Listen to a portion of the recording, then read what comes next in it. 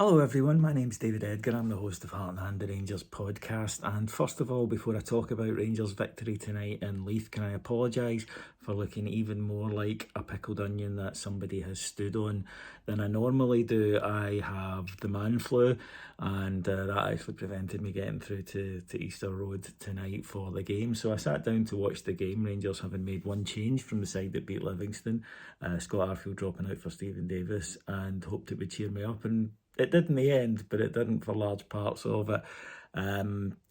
It was a bad game of football. It was a scrappy game of football. Both sides, I don't think either team would say that they played well.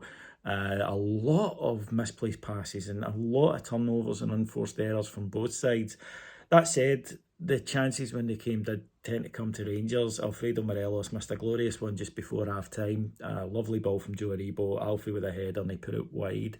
Into the second half, Hibs began to dominate territorially as we had in the first half.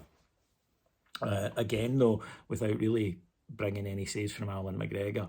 But I thought that we were not exactly, running riot on the break at times. Ryan Kent, who did have a very poor game tonight. Although I shouldn't really signal that, I can't pick anyone at the 22 really. I suppose I should excuse the goalkeepers because they didn't have much to do, but I don't think many of the outfield players were anywhere at their best. Although I will give Rangers credit defensively, we were very solid, and it's another clean sheet. That's 2 from 3 matches under Giovanni Van Bronckhorst, and that is huge because we simply weren't getting them. That's our first domestic clean sheet in 9.5 weeks. And while that may have been a very sexy time for Mickey Rourke, it's not been much fun for us. So yeah, we get the penalty, and of course it was highly amusing because it was Ryan Porteous. For some reason, because it's Rangers and Rangers can't get a decision without it being controversial, on Sky they were trying to make out that there was some dubiety about it. There really wasn't. Ryan Kent goes into the box, turns inside Porteous, he dangles his leg and clips him. It's a penalty kick. It's that simple.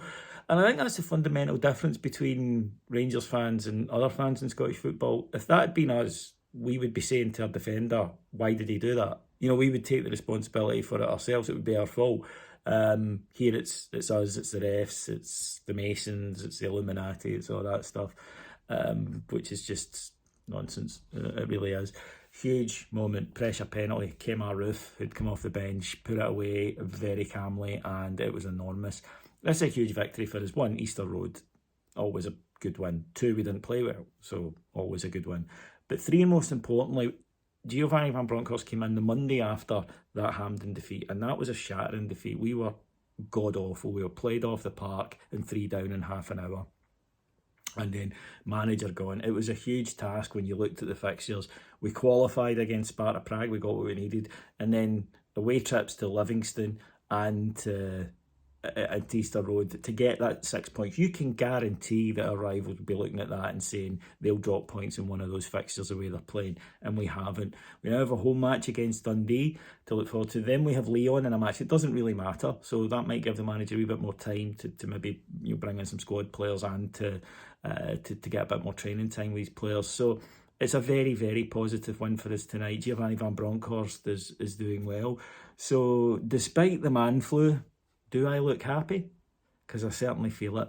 If you want to hear more from all of us, including me, I'll be back this week once my missus stops me getting to the studio in my house to record. But I'll be on our Patreon, which is patreon.com/Heart and Hand, which we've now been doing for 4 years. Over 7,000 of you are signed up, and we love the community on there. If you want to come join it from just $1.99 per month, then head over to patreon.com/Heart and Hand. I'll be back on Saturday, fitness permitting, as we take on Dundee at Ibrox. So until then, have a fabulous week, folks. Enjoy opening up the advent calendars. I'll speak to you on Saturday. Take care, everyone. Bye-bye.